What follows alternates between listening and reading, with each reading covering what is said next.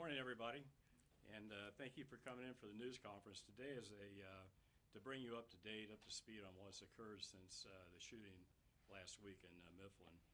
I want to thank everybody who played a role in responding and supporting our community after the tragic events on May 28th. Many of the agencies you see behind us, we spoke with the Attorney General Dave Yost this morning, who sends his appreciation for all the work that's been taking place and his condolences to those affected by the shooting. You also see in attendance a lot of the officials here. We have, and in the room, we have Chief Bryant from CPD. We have Marshal Black from U.S. Marshal Service, and a lot of the dignitaries, OSPs represented here. It was an all-out effort to catch Mr. Dixon after shooting the two Mifflin Township officers. I want to thank the public for their outpouring of support. A lot of the information was very, very useful that they shared with our investigators. Mifflin Township and Obetz, I want to emphasize, are wonderful communities within our county. Even though a lot of the events occurred within those communities, I don't want somebody forming an opinion or looking down on those communities. This was one person acting on his own. The communities have been very supportive of law enforcement, and we really appreciate everything they've done for us. I'm proud of the work being done by our investigators. They put in countless hours last week. Had to make them go home and get some rest. And I want to stress that the work is not over. Even though we have Mr. Dixon in custody, now the work begins on putting this investigation together and prosecuting him in court. Please keep in mind, throughout the entire incident that occurred, no shots were ever fired by law enforcement, not the night of the event when it occurred, not the subsequent search warrants, not even at the apprehension site. And to me, that's amazing that not one shot was fired by law enforcement. It shows the restraint and the training that we go through to protect the community. There were a number of families, kids, just people in the area in Obetz when Mr. Dixon decided to fire random shots just throughout. He didn't care about hurting anybody in the community. He just cared about himself, but we do care about the community. And I want to congratulate law enforcement for showing that restraint. At this time, I'd like to follow the same process we did earlier or last week. Each speaker is going to come up. When they get done speaking, they'll introduce the next speaker. If you would hold your questions to the very end, and then when they're all done speaking, then you can have the questions and answer time. At this time, I'd like to ask my Major Nate Smith, who's in charge of the investigative subdivision, to come forward and bring us up to speed on what's taking place. Major. Thank you, sir. My name is Major Nate Smith. I'm going to update you on what's happened since May 28th, the night of the shooting. As the sheriff said, if you recall back to that press conference, there was hundreds of officers there that showed up for that site, and those officers did not stop until Mr. Dixon was apprehended. Hundreds more worked together from all the agencies you see behind me, and a lot more. There almost too much to mention, but through their investigative measures, we were able to apprehend him on Friday evening. So on Wednesday, May 28th, as you know, Mr. Dixon fired on two Mifflin Township officers. We do believe he fled on foot, and he took shelter in a residence nearby that was either inside or very near the perimeter that was set up. He did have help. And it wasn't until the following day that we had developed enough probable cause to execute a search warrant at a residence in that area. The Franklin County Sheriff's Office SWAT team, along with the U.S. Marshals, executed a search warrant at that residence on Woodland Drive, I believe, on the following day on May 29th. He was not there. He had left and had help leaving there. He was disguised and went to another residence. Our investigative measures tracked him to two other residences that were possible on Cedar Drive down in southeast Columbus. Another two search warrants were executed at those residences, again by the Franklin County Sheriff's Office, SWAT team, SIU, and the U.S. Marshal Service. Again, he was one step ahead of us. But we were able to develop enough probable cause to ultimately lead us to Thelma Drive later that evening, where he was found and apprehended. Again, the same agencies were working together to execute those search warrants. Upon executing those search warrants, Mr. Dixon was inside the residence along with Ms. Jayla Call and 3 juveniles. Ms. Call and the juveniles had left the residence upon the SWAT team making their approach. Mr. Dixon was observed inside, and he ultimately barricaded himself. Because of the children that were running around the neighborhood, it's a kind of a small apartment complex there, and the children that were being pulled from the residence, SWAT and the U.S. Marshal Service and SIU did retreat to a safe space and tried to negotiate with them to come out. Unfortunately, Mr. Dixon started firing shots at our officers, at least 3 to 5. That's all being determined right now through ballistics. But there were rounds fired at our officers, and he will be charged with additional charges for those shots. None of our officers were hit, and as the sheriff said earlier, none of our officers did return fire because it was not safe to do so. Eventually, the SWAT team made a secondary approach to the residence and found Mr. Dixon alone inside the residence with a firearm, a rifle, and what appeared to be a self-inflicted gunshot wound to the head and neck area. What I understand now is he is still remains in critical but stable condition, and he's under 24-hour guard. That's where we are right now with the investigation. I'd like to, again, extend my thanks to the U.S. Marshal Service, an integral part. Our partnership made this happen. And I'd like to introduce U.S. Marshal Michael Black. Good morning. Thank you, sir. First, thoughts and prayers for Deputy Daniel Shear, his family, and the Morrow County Sheriff's Office as they prepare to lay one of their own to rest on Wednesday, and also to the 2 Mifflin Township police officers and their families. The effort put forth by our Southern Ohio Fugitive Apprehension Strike Team, local, state, and federal partners was exceptional. The determination, coordination, and tenacity they all demonstrated is the reason we were able to locate this violent fugitive. I continue to be so proud of the U.S. Marshal So Fast team and our law enforcement community. Unless you've been involved in a situation like this, it's hard to understand how much collaboration and attention to detail is required. Unfortunately, we have been tested several times in the last few months with the continued acts of violence against officers and our community. Each time, our relationships, collaboration, and sharing of resources and information enable us to work through these extremely volatile situations. As the Major said, this team was not going to stop until Dixon was apprehended. For those that choose to use violence against one of our law enforcement family, know this: we will not stop until you are apprehended and brought to justice. Thank you all for being here today. At this time, I'd like to introduce Chief David Briggs from the Mifflin Township Police Department.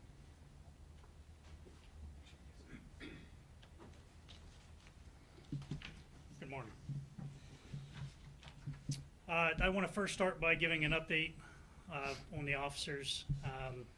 Both are continuing to recover from the traumatic injuries they sustained in the line of duty. While the road ahead will take time, we are grateful to report that their condition is stable and their resilience has been nothing short of inspiring. Today, I'm relieved and thankful that Dixon, the individual wanted for the attempted murder of my officers, has been taken into custody. Dixon posed an extreme threat to the public, even attempting to open fire on the officers who bravely moved in to apprehend him. His capture is a testament to the courage, precision, and teamwork of the men and women in law enforcement who never back down from their mission to protect our community. I want to express my deepest gratitude to every agency and officer who played a role in this operation. This includes the FBI, the Franklin County Sheriff's Office, Columbus Division of Police, the U.S. Marshals, and so many others who answered the call. Special thank you goes to the tactical officers who confronted Dixon and put their lives on the line to ensure he could no longer harm anyone else. We're also grateful to the Central Ohio Crime Stoppers and the Fraternal Order of Police Capital City Lodge Number 9 for their offering reward money, which greatly aided in keeping public attention focused on locating this dangerous fugitive. Finally, to the medics and fire personnel who responded swiftly and provided critical care to our wounded officers, thank you. Your professionalism and speed undoubtedly saved lives. We will continue to support our injured officers and their families throughout their recovery, and we will always stand behind those who risk it all to keep our community safe. Thank you. I'd like to introduce Kevin Cavender, Mifflin Township Trustee. Morning, everybody. I'm Kevin Cavender. I'm trustee for Mifflin Township. As Chief Briggs stated, I want to thank all the bureaus that helped us, the Franklin County SWAT, the sheriffs, CPD, ATF, BCI, marshals, and all of the officers that did not stop until Mr. Dixon was apprehended. I want to thank all the doctors and surgeons at Grant Hospital. They didn't give up on our officers and help them be on the road to the recovery. I also want to thank the news media. We asked you last week to put this person's picture all over the TV, and you did that, and we got him in jail or in the hospital in 2 days, and I appreciate that. I also want to say that at 1100 hours this morning, we swore in a new officer for Mifflin Township. I talked to her Wednesday evening at the hospital, and I asked her if she still wanted to do it, and she said, swear me in right now. And that just goes to show you the dedication of first responders. It's in our blood.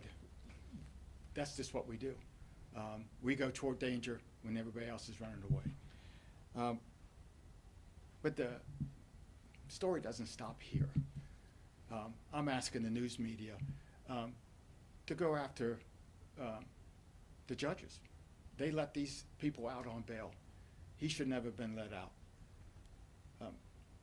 We're a small department. We don't have 2 officers sitting around to put on the street. You know, they should be held liable. We need to put 2 more officers, hire. We don't have the money just to throw out and grab 2 officers. The chief has a list of people that want to come work for us. We don't have the money to do it. So these judges should be held liable to pay damages. If police officers did something wrong, they want them laid off. They want them fired. They want to try and put them in jail. Nothing happens to these judges. They just say, oops, I made a mistake. I shouldn't have done that. And they go on to the next case. That needs to end. So I'm asking the news media to help us get that story out. It doesn't end today. It's just a new chapter of the story. So now I would like to introduce Brian Steele, CPD president of Lodge 9. Thank you, sir.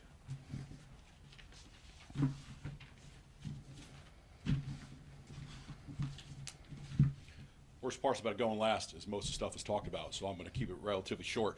Our members stepped up. The FOP members, they stepped up. We were in this room last week, and it was more of a somber time. This is actually a celebration. We got our bad guy in custody.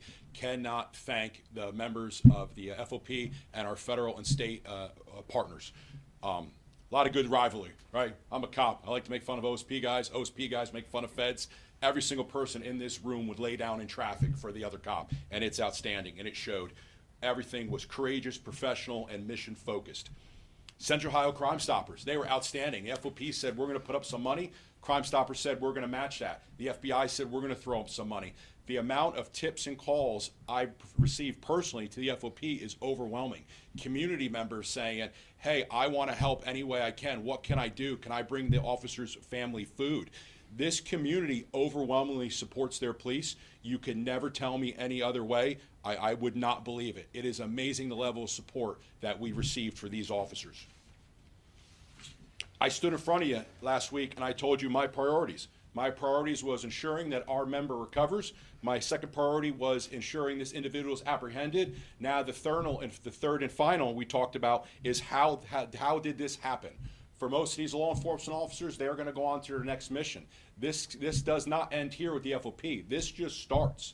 We want to know how this individual was released. This is an individual who had 11 to 16 years on the shelf and was given community control. That was an agreement. That was an agreement by the defense attorney. I'm sure the defense attorney loved that agreement. We want to know why the prosecutor agreed. The statement from the prosecutor's office was, besides looking at the violent crimes, which his past was kidnapping, ag burglary, weapons, domestic violence, fleeing, besides that, we're going to look into how old he was, 21, and that he was from an impoverished community. I do not know what that means. The majority of this violent offenders' victims were from impoverished communities.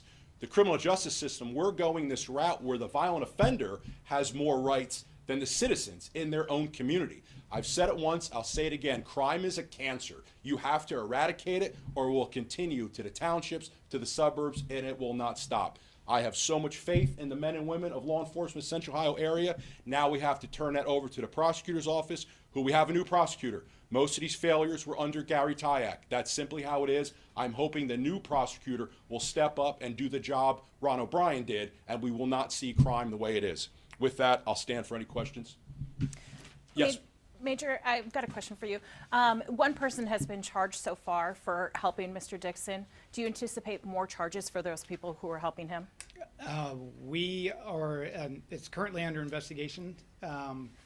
We are aggressively pursuing anybody who had any part in helping him evade capture. We will aggressively pursue them until we make sure they see the inside of a jail cell. Do you know where he got the additional guns? Not right now, we do not. Major, you mentioned a few different addresses which led you guys to execute those search warrants. How helpful were community tips in leading you guys to those and ultimately that final address? In this circumstance, the majority of the information that we had was obtained through investigative measures. We did have some tips that came in from the community after it already happened, which tended to be pretty accurate. The only issue was that the majority of the tips came in after we had already apprehended him. So. Do you know what the relationship was between Dixon and this call? I'm sorry? Do you know what the relationship was between Dixon and this call? No, I do not. Can you confirm if Mr. Dixon used a lock switch last Wednesday during the initial traffic stop? And that's being determined by BCI. They do all the ballistics on the firearm, and I've not yet seen a report to that. I'll invite the sheriff up next. I'll take any questions. I just want to echo some pretty powerful statements today about what's happened in the past week. Tough week for law enforcement. 3 major incidents occurred within Central Ohio. But I think we all agree that crime has risen to the unacceptable rate.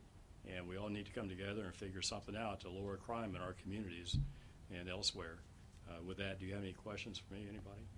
Do you know if it appeared when SWAT officers located Mr. Dixon Friday night, if he was trying to escape, or if obviously he was shooting at officers, but was he trying to flee in any capacity? Well, given the events from the shooting, the way he fled, the way he was trying to evade continually, I'd say yes. And I think the firing the shots at law enforcement at the scene was just a continuation of that. He wasn't going anywhere. I mean, like Marshall said, we're going to pursue you. We're going to find you. You're not going to hide any place at all. But that just shows the desperation of shooting, not caring who he might hit. Like I said earlier, there's kids, there's people walking all around out there, and shooting a rifle in those circumstances, it's just by the grace of God, nobody else got hit. Were the children at the house, did they just happen to be there, or do you think that he was using them to hopefully have an easier time? I'm not sure we know the answer to that at all. The self-inflicted gunshot wound, do you know if it's possible that that was accidental? I think that'll be determined throughout the investigation. I mean, anything could be possible, but all we really know is it was self-inflicted, serious wound. Is there any more information on who the driver of the vehicle was on Wednesday? On the initial stop, when it all happened, they have the driver's information. They actually interviewed him that night, and I'll add he was cooperative that night.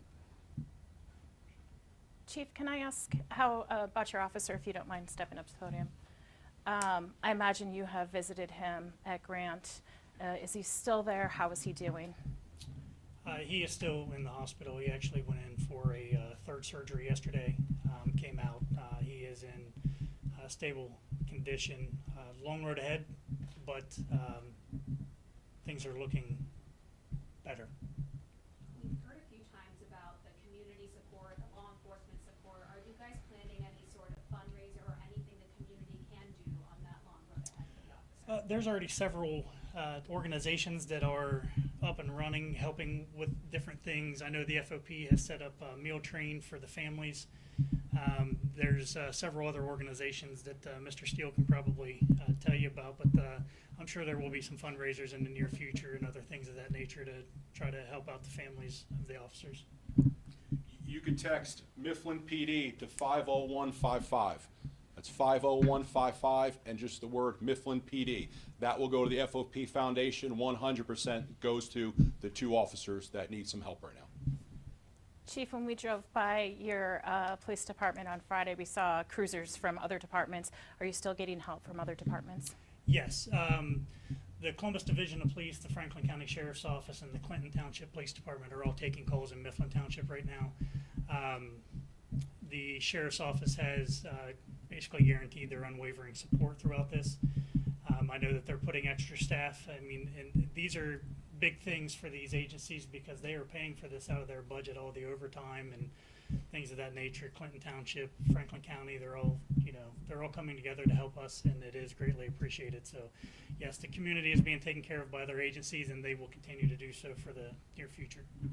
How's the morale of your men and women after this update? I mean, obviously, it's tough to be a member of our agency right now. It's tough to be a member of any law enforcement agency. I mean, like I said, we are all one big family. So when something happens to one, it happens to all. So everyone is struggling. But my remaining officers are positive. Like the trustee had stated, we had an officer that we were going to swear in later this week after this incident happened. She actually came forward, said, hey, let's get this done earlier. So we do, I think I received 4 applications in my email the day after the incident happened. So, I mean, everyone's, we enjoy what we do. We enjoy serving the citizens that we serve. We enjoy, working in the community. In Mifflin Township, we are big on community policing. We do drive around the neighborhoods. We stop, we get out, we talk to people. It's not uncommon for one of our officers to stop in one of the apartment complexes when the ice cream truck's coming through and buy ice cream for all the kids in the area. We give out bicycle helmets and coupons to ice cream. So the officers are still getting out. They're getting into the community. They're letting everybody know that we're here as much as we can be, and they're still doing the community policing and letting them know that, hey, we're here for you, and if you need anything, to let us know. Brian, do you know anything about the reward money, if any of that will be paid out? I'll defer to Crime Stoppers. I have a meeting with them later this week to kind of talk about and how we can improve the relationship, how we can bring in more money, and that's a question I'll ask them. We've heard, this could be for anyone, we've heard a few times calling on the judges. What would you like to see them do following this incident? I'll jump in there. Let's first admit that what we're doing is not working. This is not the first time I've stood here and I've been upset over a judge's decision. If any judge thinks that they're getting it right 100% of the time, that's an issue. In law enforcement, we don't get it right 100% of the time. And why I like the word reform. Reform's not taking everything you do and throwing it out. It's taking what you do and let's try to make it better. So we need to sit down. It's got to be everybody at the table. It has to be the judges, has to be law enforcement executives, has to be the Fraternal Order of Police who represents the men and women and advocates for the community we serve. The prosecutor's office, let's just get together in a room and admit that there is a problem and how are we going to make it better. You cannot let people like this walk on the streets or you're going to continue, he'll continue to victimize. Are they up for that request to sit down all together? Is that request been met yet? Well, I have a feeling after every one of you print this in your respective news agencies, that will have some leverage and pressure. And if not, they're going to be answering to you guys. I just want to follow up on that. And keep in mind, a lot of judges do a really good job. I mean, they're really dedicated. They do a great job. And there's a lot of people that do deserve a break, second chance. We do that in the jail. You know, we have programs try to divert people so they make themselves better.